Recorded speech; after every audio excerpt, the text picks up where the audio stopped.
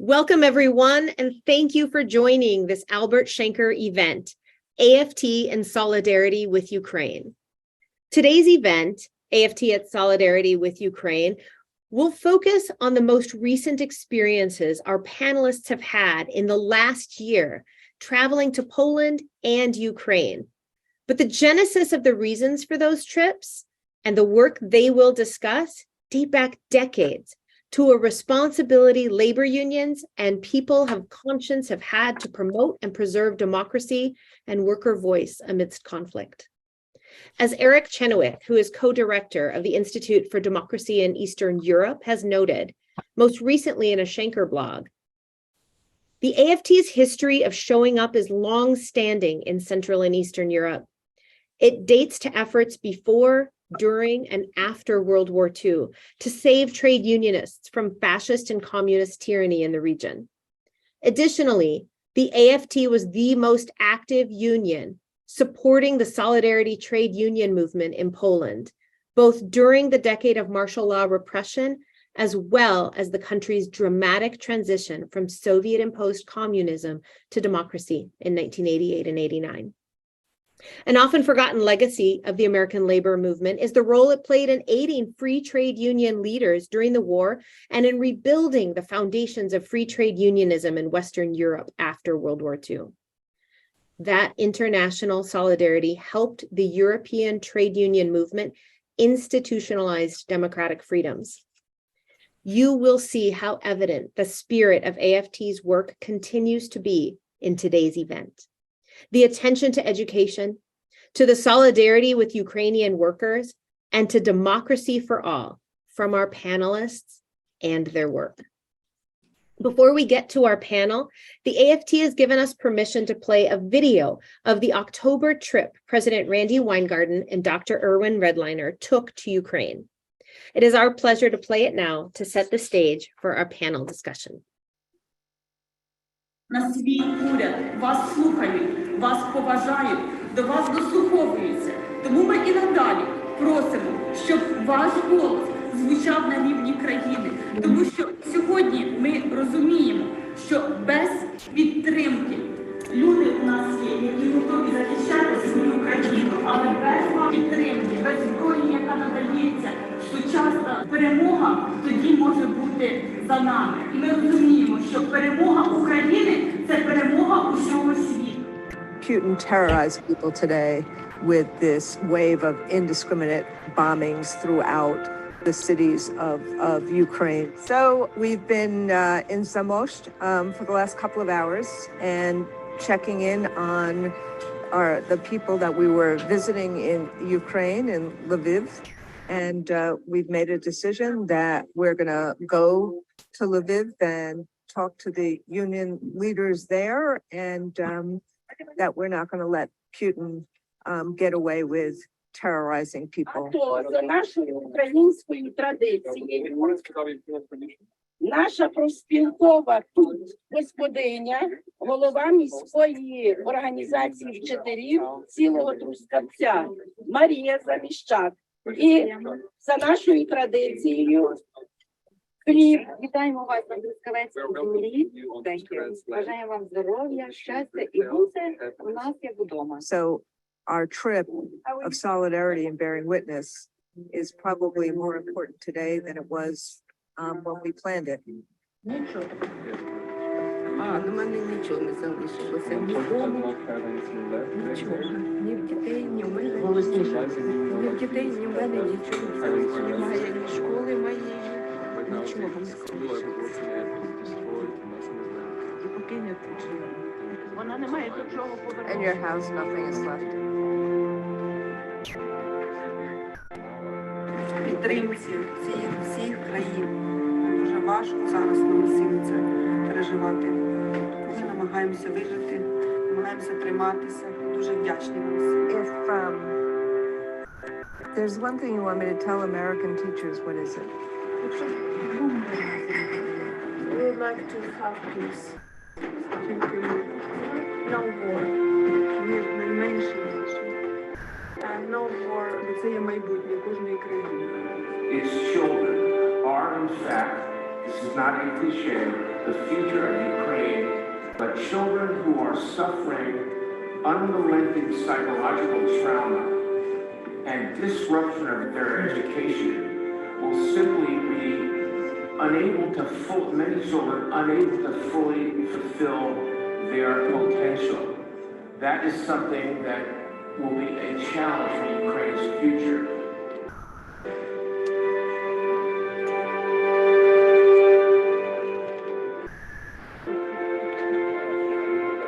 We are very grateful to have the opportunity to listen.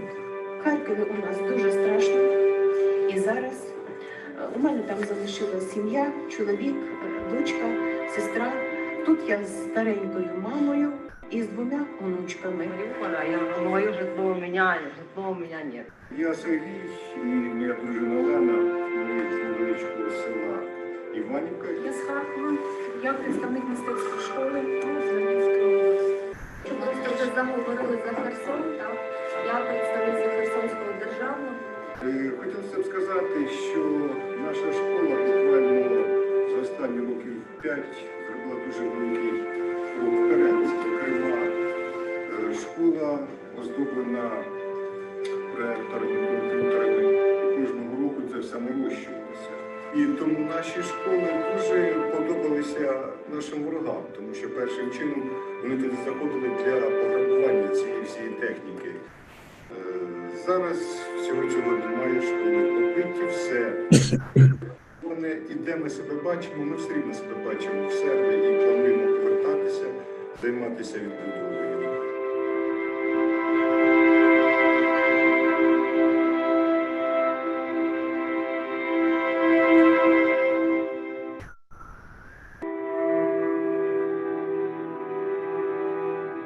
Майже 1,5 місяці в окупованому місті проводили заняття з підвалів, десь ховаючись від окупантів, тому що якби почули українську мову чи дізналися, що викладач працює на заклад вищої освіти України, то один вихід брали на підвал і могла взагалі людина зникнути. Тому це викладалось все дуже тайно, потайки, щоб ніхто не знав.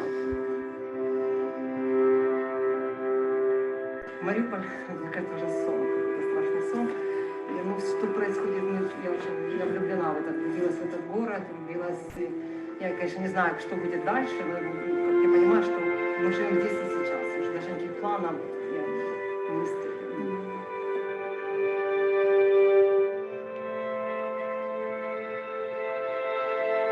Всі викладачі, 18 років я викладала, була вчителем початкових класів.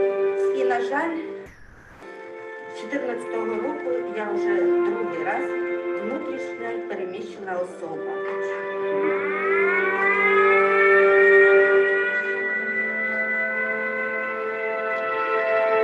Увага! Повітряна тривога. Пройдіть в найближче укриття. 6 вересня 2014 року нас окупували. Було 6 років, ми неділю сиділи в підвалі. На жаль, дитячий садочок у нас розбитий. І 8 років ми прожили в Маріуполі. На жаль, ця біда спіткала нас вже друге.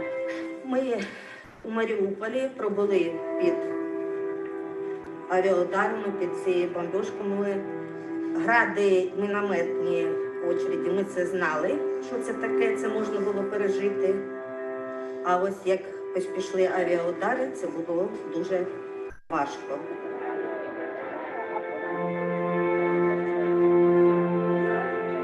Бачимо, що війна не скоро закінчиться, що сусіда маємо дуже войовничого, і тому, очевидно, в кожному навчальному закладі і в садочках мусимо мати такі укриття.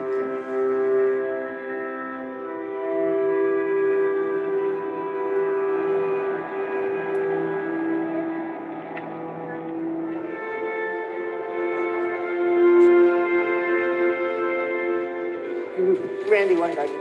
Nice to meet you. Nice to meet Nice you. to meet you. Nice to see you again. Welcome to my office. Thank you. Russia spread fear, but they will get opposite reaction. Ukrainian people more powerful, more strong, more resistant. It is our reality. Ukrainian people unbroken. Yes, Unbroken people. I see.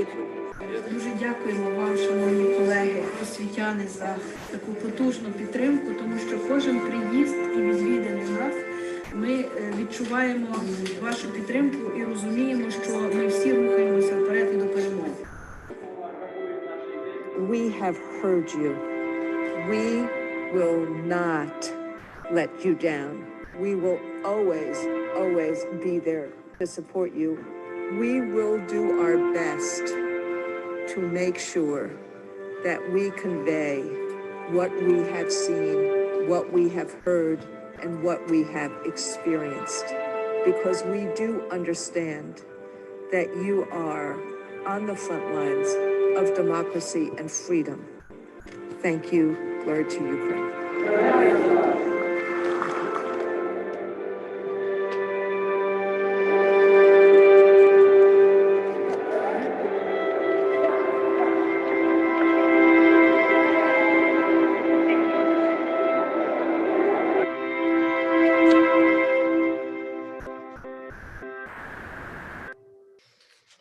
Thank you, AFT, for the opportunity to show that experience. For our viewers, the question and answer is enabled. If we have time, we will go to questions. I'd like the opportunity now to introduce our panelists today. Ms. Alexandra Hernandez is a dynamic and accomplished bilingual special education teacher at PS 257 in Brooklyn. Alexandra holds a dual master's degree from Long Island University in special education and bilingual education, and an advanced education degree in school leadership from the College of St. Rose. She is also a New York City social studies curriculum translator. Alexandra has played a key role in advocating for equity and access for English language learners, multi-language learners, and students with disabilities. Alexandra is also the 2022 recipient of the New York State Association for Bilingual Education Teacher of the Year Award. Congratulations and welcome, Alexandra. Dr. Erwin Redliner, in addition to being a pediatrician, Dr. Redliner co-founded, along with Dr. Karen Redliner, the Ukrainian Children's Action Project, and has been working with the city of Warsaw and a range of organizations on the ground to address the critical and growing needs of more than 150,000 traumatized Ukrainian kids seeking refuge in Poland and displaced in their own country.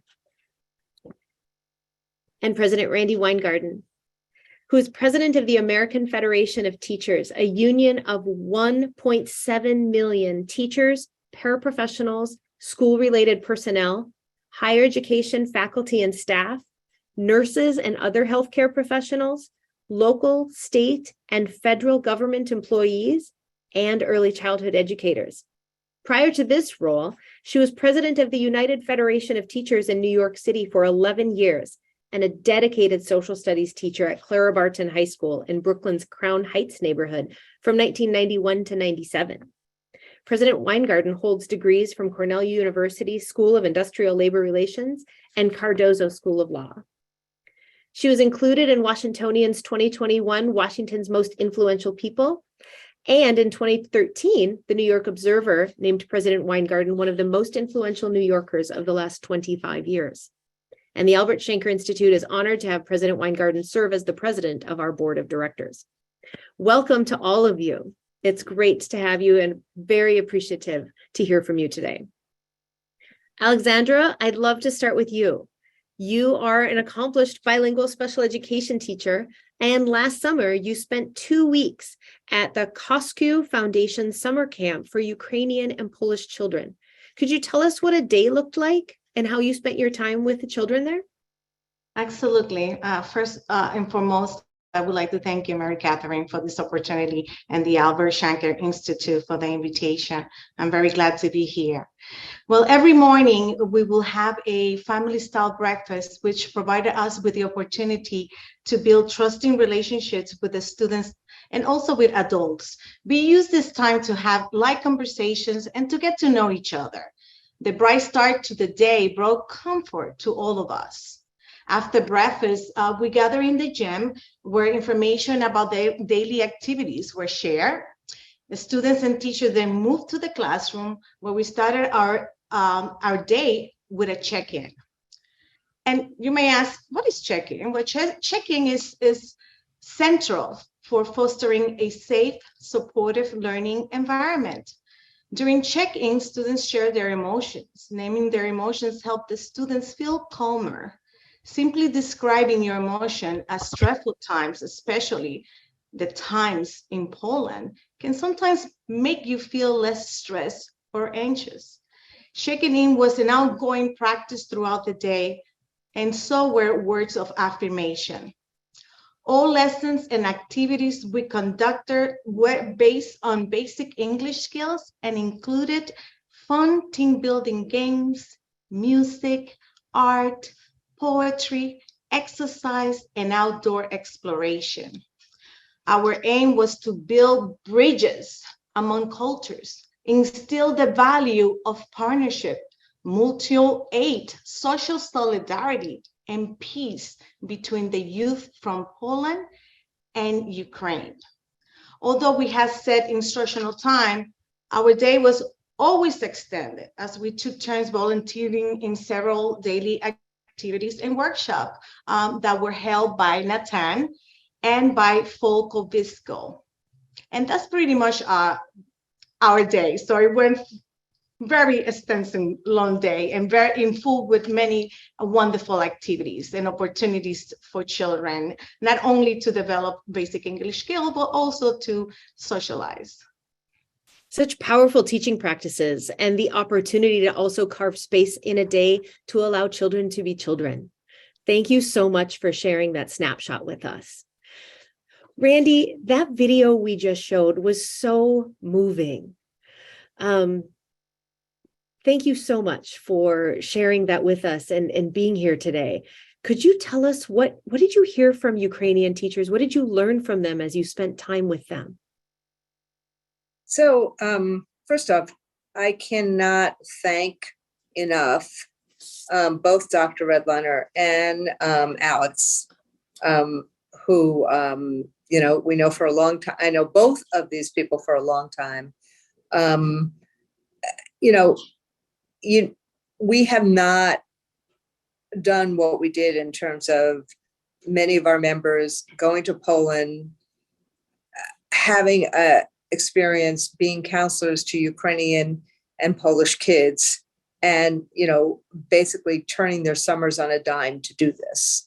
And that's what they did. And it's just a joy to hear Alex talk about it. And a lot of our members actually have said to me, can we do this again? Which is something that Erwin and his wife really have done God's work here in terms of creating infrastructure so that we can deal with and help in terms of the long haul here. I mean, you could see from that video just a tiny teensy bit of the trauma that people are going through.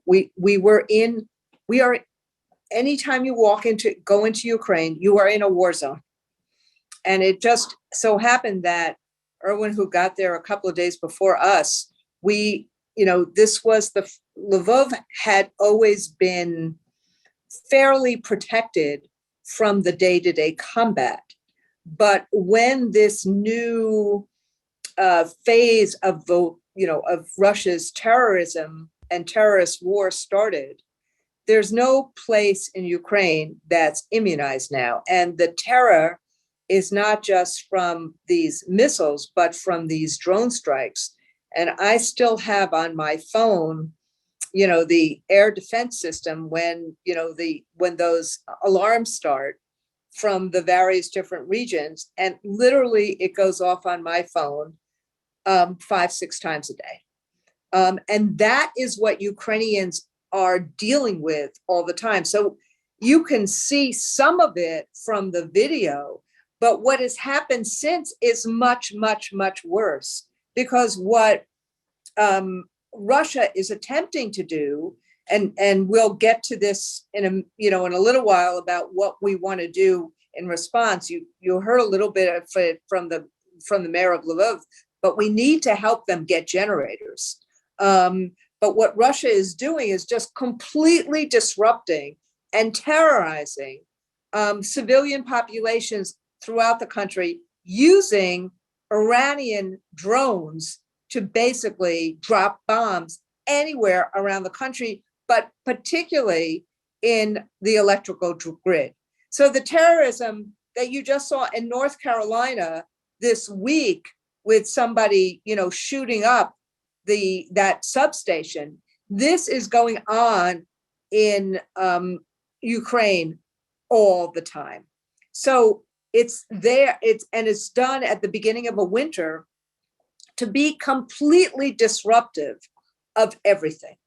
And so what the teachers are doing, and you saw it and heard it in what they said, is they're trying to create some kind of safe and welcoming environment for kids. So before the bombing started again, every school that had a bomb shelter was open for teaching and learning. They had to have a bomb shelter because you never knew when the bombs were going off. And, but because of all that we have learned during COVID, they also were able to get fairly quickly to, a Zoom school. But ultimately, it was about not just learning, but trying to create some sense of stability and routine for the kids in Ukraine. What you also saw, and I'll stop here, is a lot of teachers who were suffering from hugely traumatic circumstances as well. First off, many teachers are married to men who are required to be in the army. Now, Ukraine is a fairly conservative place, but several people came to me and showed me the rainbow patch that gay soldiers were wearing in the Ukrainian army. And as you saw, my wife, just like, Erwin and his wife have started this amazing group, but my wife, who's a rabbi in New York, accompanied us as well. So people would come up to me and say, "Did you see we have gay people in the Ukrainian army?" And they show me the patch. But, Ukrainians have quite a sense of humor about them, as I think you would have to, being in a war for 9 months. But you saw the love and the hospitality, as well as the trauma. Some of the teachers, you saw it on their faces. I don't have to explain it. And frankly, I'm no doctor. I wouldn't know even how to explain it. But the level of trauma can you imagine teaching from your basement in Luhansk, whispering, knowing that if Russians heard you or soldiers heard you, you could be tortured or murdered. Going on a train, having everything around you blown up and running away from that. This is the trauma that people live with every day. Their heroic efforts are obviously motivating, and the trusting environment you created for them to share some of those traumatic experiences with you just meant that there's such a deep sense of kinship and solidarity there that you were able to create and have those opportunities so that you could then share them with us. Dr. Redliner, you're a pediatrician who co-founded an organization that works to support Ukrainian children, the very students, the teachers Randy's talking about, they were trying to reach out to. Given your experience, what are some of those health barriers to learning that they're experiencing right now that are threatening the ability of Ukrainian children to succeed or to thrive? So thanks, Mary, and I really appreciated the opportunity to be with Randy in Ukraine. It was quite remarkable, and I'm glad to be on this panel with Alexandra as well. But I want to say before I answer your question, Mary, that watching the AFT in action with their counterparts in Ukraine was something to behold. I mean, it was unbelievable because Randy was able to communicate genuine compassion and empathy and connection with teachers in Ukraine. And it was just apparent that it made an incredible difference to those teachers that the AFT ventured to go there into a war zone and stay there. It was like that very week that we were there is when the Russians expanded their attacks in the east and the south of Ukraine to a widespread campaign of terror throughout the country. This was, the consequence of the Ukrainians blowing up the bridge, the Kerch Bridge between Crimea and Russia. And since that time was about October 10th, there's been nothing but an ongoing terror campaign that, as Randy was saying, is knocking out the infrastructure when it comes to the electrical grid and fuel supply, et cetera. So there's going to be a cold and brutal winter for these everybody in Ukraine, really.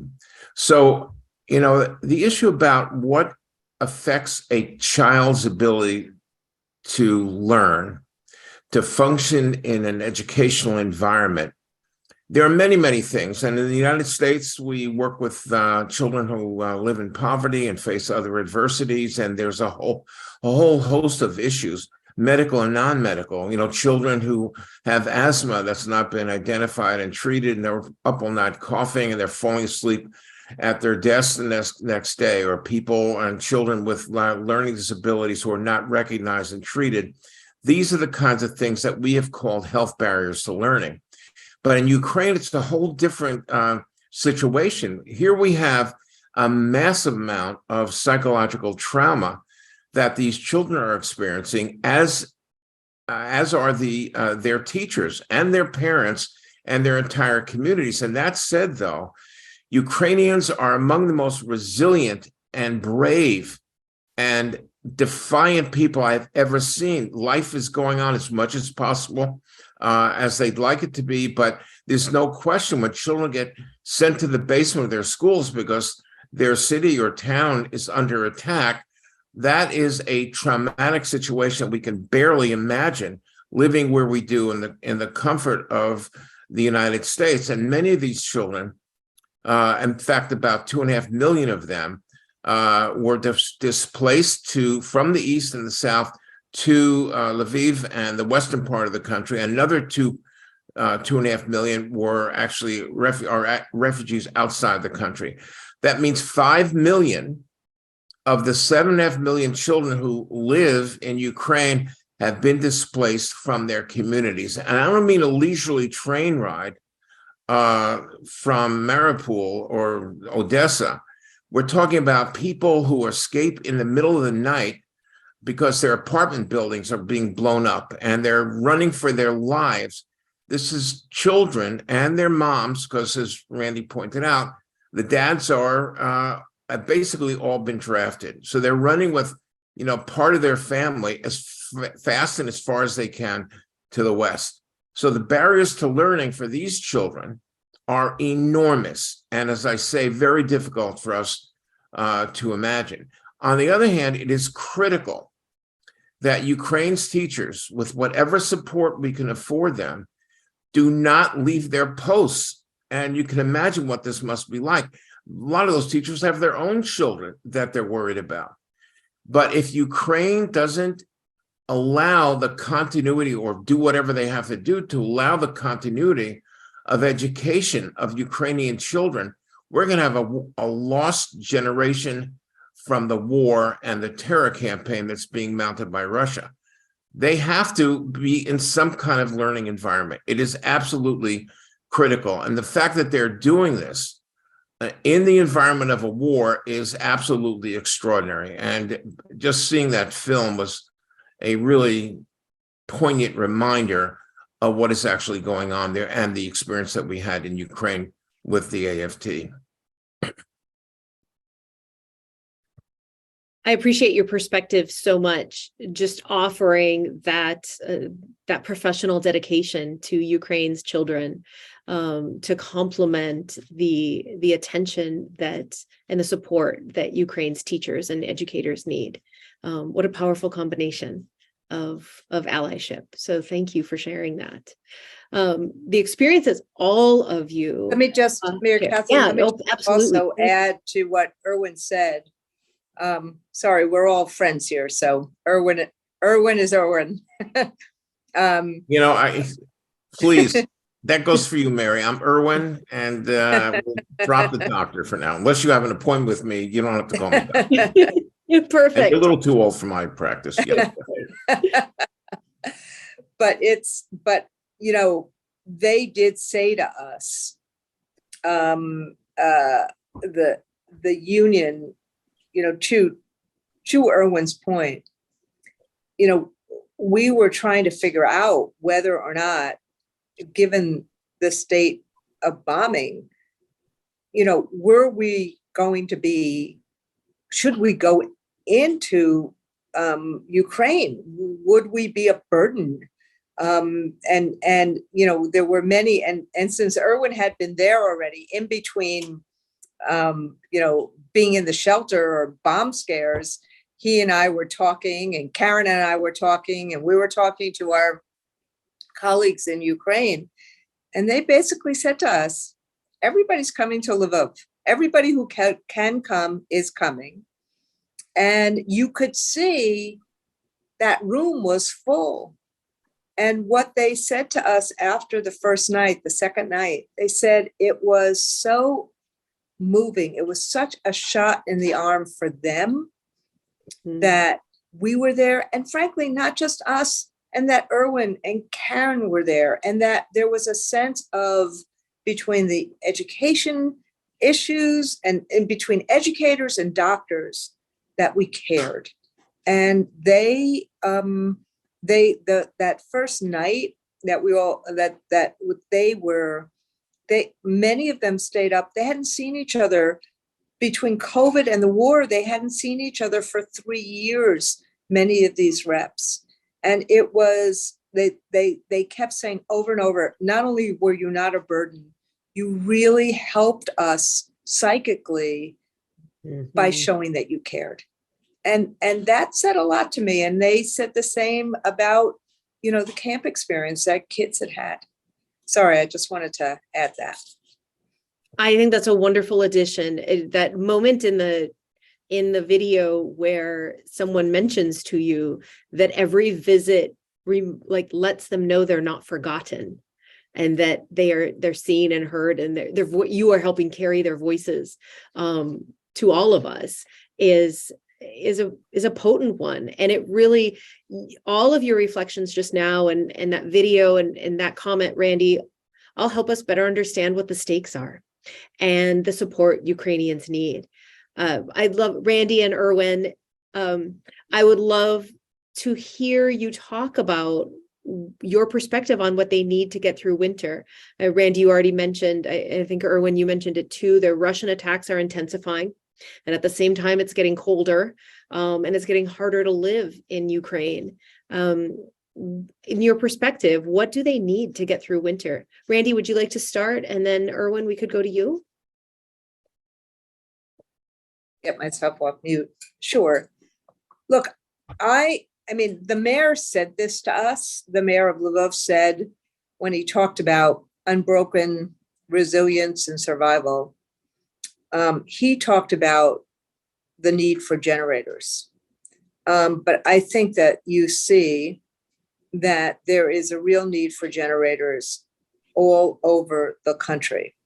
And what we are trying to do right now, partnering with the Ukraine Children's Action Project, UCAP, which is Erwin and Karen's new not-for-profit. We're trying to raise big number, $150,000 to get a number of over 1,000, over 15,000 generators. The cost of generators go up by the day, as you can imagine. The supply chains are highly problematic, but we think that we can get our hands on this, but we need to order them in scale. And so I am making this my December project. And there are a lot of people, because I am going to be Medicare eligible this month. This month is when I cross that transom. So a lot of people have said, what can we do? And I'm like, congratulations. Donate to the AFT Disaster Relief Fund, which is going to be joining with the Children's Action Project. It's www.aft.org/aft. We'll put the site on here, but it's the Disaster Relief Fund. It's tax exempt, and we're going to buy as many generators as we get the money for. And the AFT will put in additional funding from our disaster fund right now, but we're really trying to reach $150,000, and UCAP is doing the same in terms of really trying to reach an amount of money so that we can buy a lot of generators. That's so wonderful. Just so you know, Randy, we will make sure to share that link with all the registrants, and the Shanker Institute will join you on social media and also sharing that link out so we get it shared far and wide. I think $150,000, it is a doable number. Yeah. Given the need that all of you can describe so well. Erwin? And let me just say, it's not enough. I mean, the longer this goes, the more they cost. And so, but it will get us to, somewhere between 100 and 200 generators that we need to get over there as quickly as we can. That's wonderful. Thank you. Erwin, what would you add? So here's the thing about this. Yeah. It's hard to imagine the degree to which an Eastern European winter gets cold, intolerably cold. And what's needed is basically everything. When electricity goes out and the fuel lines are attacked, that means that you're literally living in an unheated house. And many of these houses and homes in many of the communities have been really racked with bombs, and they're half destroyed, and people trying to live in the shells of their houses, in garages, and so on. But for many of the people that evacuated in a hurry, that were internally displaced from the east and the south to the west, left in an emergency. They did not take stuff with them. We have kids living all over Western Ukraine who did not have winter clothes, do not have winter clothes. We just bought a couple hundred pairs of winter boots for some of the children we're able to reach in several communities in the west of Ukraine. But there's probably 1 million children who don't have what to wear in the wintertime. The generators are absolutely critical. And the president of Ukraine has a fund called the President's Fund. They've set up these centers in villages and towns and cities all over the country that are called invincibility centers. These are community areas within each of these communities that's been so severely attacked, where they are putting in lots of generators so that people can come day in and day out, 24 hours a day, charge up their cell phones, get warm, get food, etc. And this is a big project, and a critical one if people are literally going to survive this winter. And children, the elderly, people with pre-existing medical conditions are all very vulnerable to extreme weather. And this is something that, as Randy was just implying, this is an emergency and it's right now. And as Randy said, the more demand there is, the higher the prices get jacked up. There's just more competition to get these generators. We've also bought a couple hundred wood-burning stoves that we're distributing to individual families because they can use these stoves for cooking and heating, and that works too. But really, the bigger bang for the buck is with these generators that are so critical right now as the winter's setting in. Such a lifeline. It's just that, the fact you rattled off so many basic things that all of us feel, all of us want access to electricity for. And for Ukrainians, it's such a lifeline. And in some cases, a matter of life and death. And so I have 4 registrants. I have just renamed myself with the address of the Disaster Relief Fund. So if you would like to access it, it is now my name on Zoom for the duration of this Zoom meeting. We will also share it with all registrants in a follow-up email with a hot link, so you can go directly to the AFT Disaster Relief Fund as well. Alexandra, I would love to come back to you to also just hear again, how did you bring this experience you had home? Did you bring it back into your classroom? Did you bring it to your colleagues? Did you offer them things? Were there lots of questions? How did you share this and to continue to multiply your experience? What a great question. My time in Poland confirmed to me the importance of focusing on the whole child and value of knowing my students, their family, languages, and cultures. I migrated to New York at the age of 18, and I was able to relate with the experiences that the sharing brought back and the feeling of being in a new place. This school year, my school welcomed over 50 migrants, students that were seeking asylum from Venezuela, and hearing them tell their story was just heartbreaking. It took me back to Poland and the children of Ukraine, the stories that the children of Ukraine were telling, and with the sentiment that they were telling their stories. And just watching that video and hearing that siren, how terrifying it was for them to hear that siren in Poland. They have endured over 6 months of devastation and displacement. So as an educator, we need to recognize that schools are more than physical structures, but serve as the heart of the community. The schools are beacons of hope, connection, and a place that helps to cultivate joyful learning experiences to help our children grow emotionally and intellectually.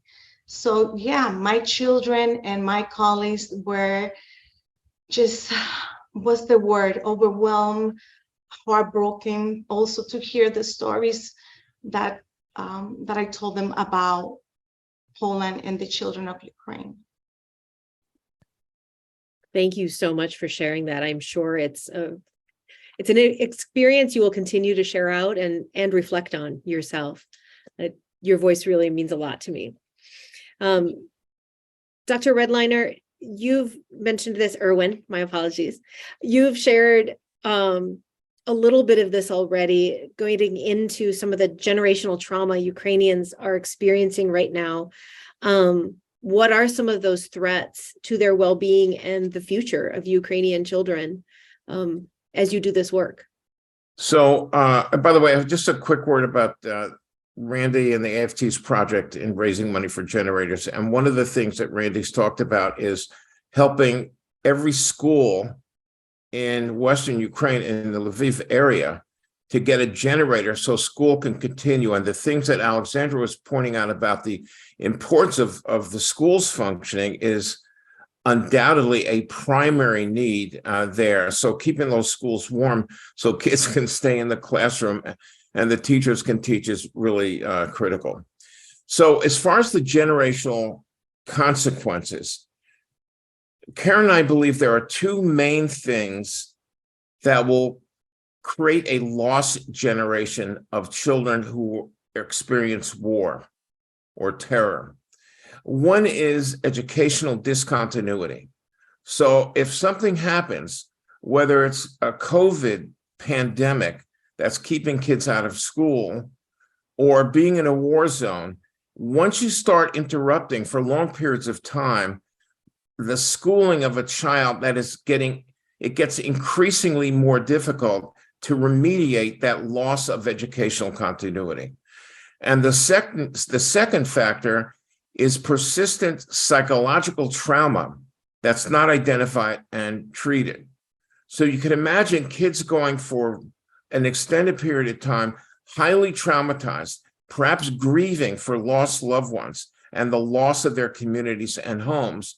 And on top of that, hanging out in a shelter or someplace and not getting back into the educational cycle. These two things together are the most potent underminers of a child's future.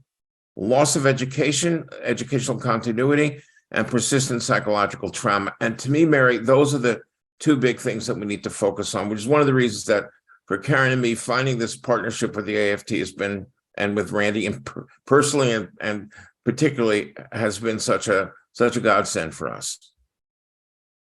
It's really going to matter. The number of things both of you have pointed out, the ways you can address it, and the ways you can call attention to invite others, whether it is the Disaster Relief Fund, helping to continue to tell these stories.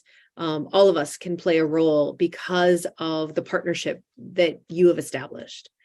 And Randy, you spent time in Poland as well. And the AFT has a long relationship with Ukrainian and Polish union members. Could you tell us a little bit about that solidarity you experienced there and more broadly with these unions?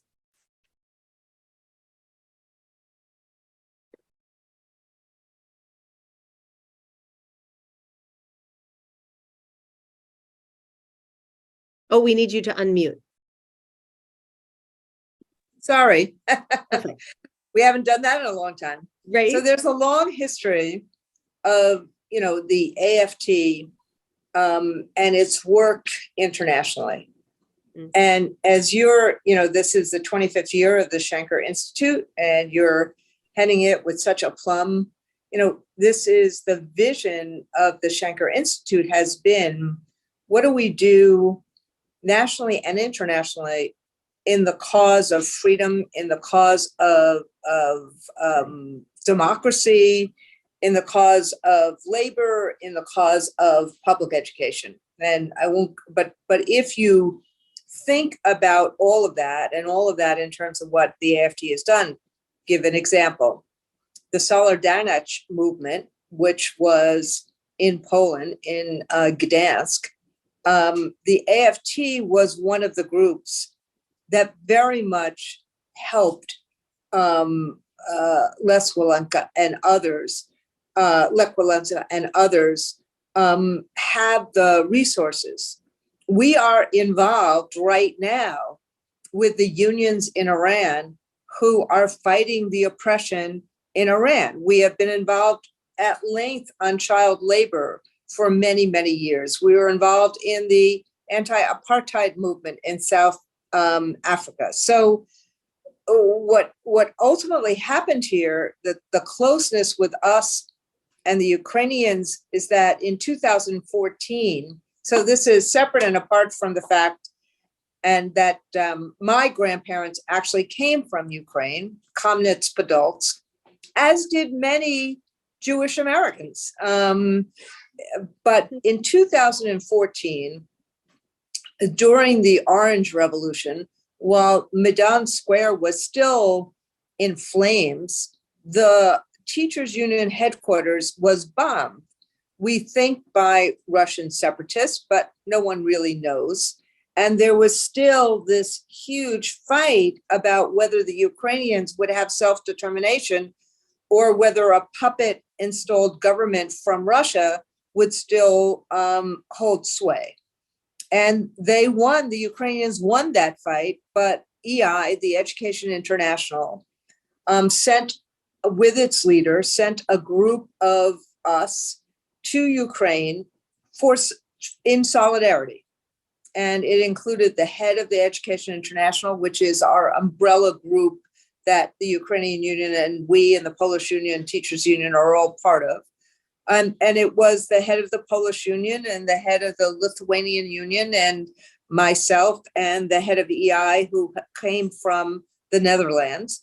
And we met with the then nascent Ukrainian government, as well as those who were fighting this fight to take their country back from, at that point, you know, the ends of communist Russia.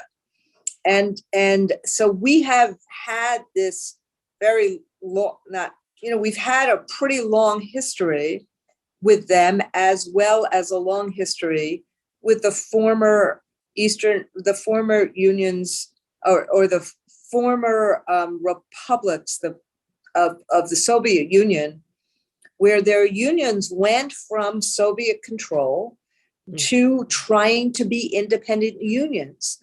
And that democracy and freedom linkage has been really very intense between us and all of these unions from the from countries that arose from the former Soviet bloc.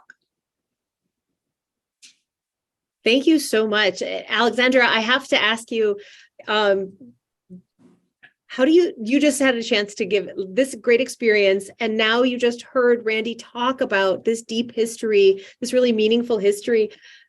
How did you feel hearing that your union has this global solidarity and these efforts to show up for democracy regularly?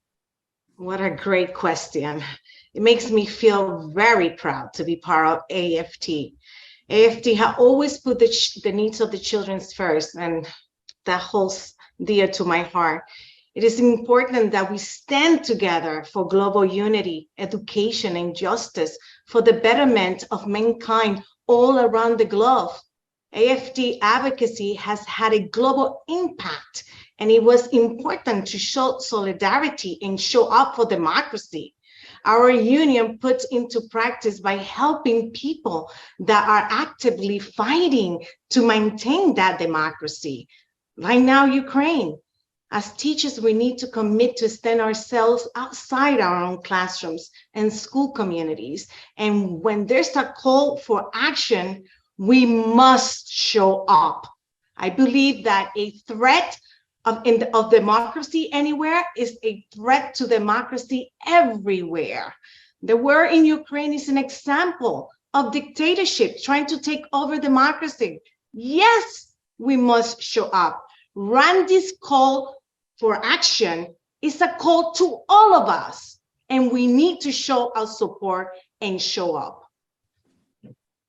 Well said. I have a feeling I'd follow all three of you anywhere to get stuff done. This is outstanding. Thank you.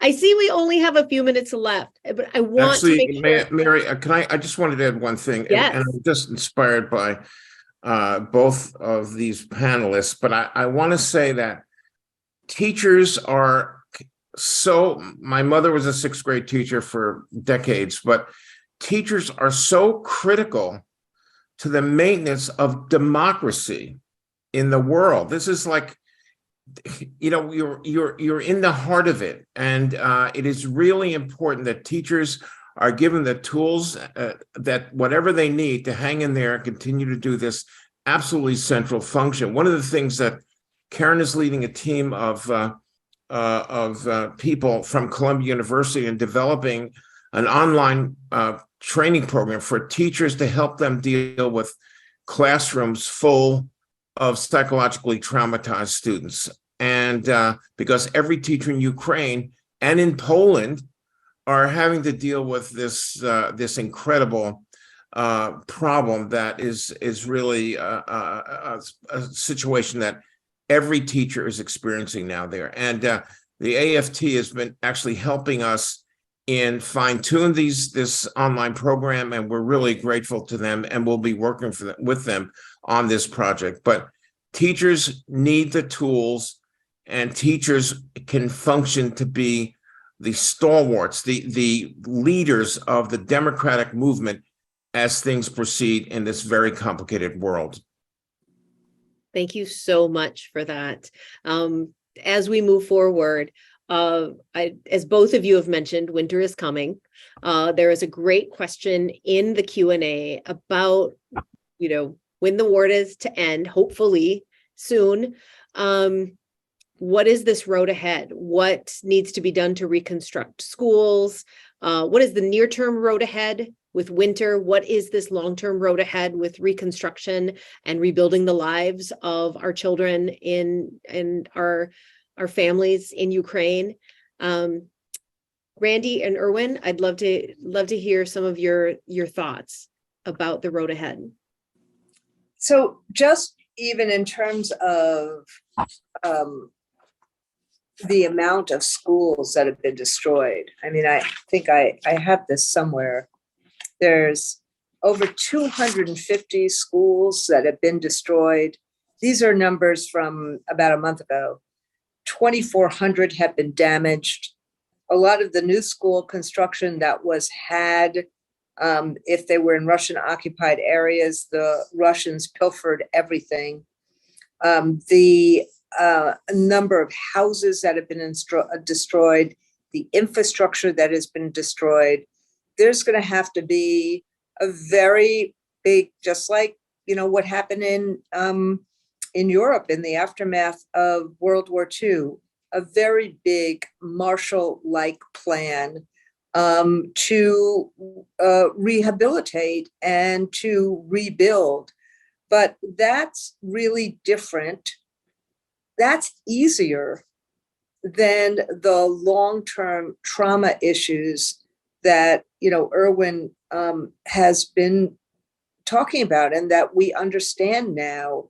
That this is a long war, and there's intense terrorism, and you have intense displacement. And so that's where we're going to have to be mindful of what those roads are and how do we help repair souls that will be and already are very broken. There is a lot of resilience, as Erwin just said, but we have to understand the brokenness that's there and what we do to help assist and repair. A couple of months ago, President Zelensky said that Ukraine was going to need $750 billion to recover and rebuild. I think it's going to be way over that. This is something that my Senator of Columbia has been dealing with for a long time, the idea of recovery after large-scale disasters. Mm-hmm. And it's important just to emphasize what Randy was just saying, that everything has to be done from scratch. You have to rebuild communities places where people live, where they work, recreate jobs, create supply chains. And right now, because of COVID, supply chains are basically all damaged. So even if they had the money to rebuild, are they going to get, the drywall and the nails and the electrical cable? It's unimaginable the detail that's going to have to be assembled and organized in order just to physically rebuild. And that does not count the social, educational, personal rehabilitation that is going to, unfortunately, be a challenge for Ukraine for the long haul. This will not be solved by Ukraine alone, period. This is going to have to be a global effort, especially the West, but whoever can chip in is going to have to chip in to give some reasonable time frame for Ukraine to come back once the war is over. When will the war be over? No time soon. I'm just sorry to say. Putin is digging his heels in. He's talking about expanding the war, about expanding the types of weapons being used. Anything's possible with Putin in his frame of mind as having now been humiliated by some big losses in Ukraine. And I'm really worried about it, unfortunately, to say. Well, I appreciate your honesty And given the depths of your experience, I think we should all take that as a call for all of us to join in what all three of you have been doing, and that is continuing to share the story and the experiences of Ukrainians and to help wherever we can. Once again, we will make sure at the Schenker Institute to share the link to the AFT Disaster Relief Fund with every registrant. We will also join all of you in sharing it on social media. And I want to make sure that we take a moment today to thank the three of you for your work. Certainly thank you for joining us today amidst everything you are doing. Alexandra, Randy, Erwin, thank you for the incredible, impassioned discussion today. Sincerely thank you for your work on behalf of children and Ukraine and democracy. To our viewers, thank you so much for joining us today. Please visit www.aft.org/AFT-disaster-relief-fund. And we look forward to sending that out to you, and best wishes for your work ahead. And we look forward to working alongside you and amplifying all of your voices. Please take care, everyone. Good night.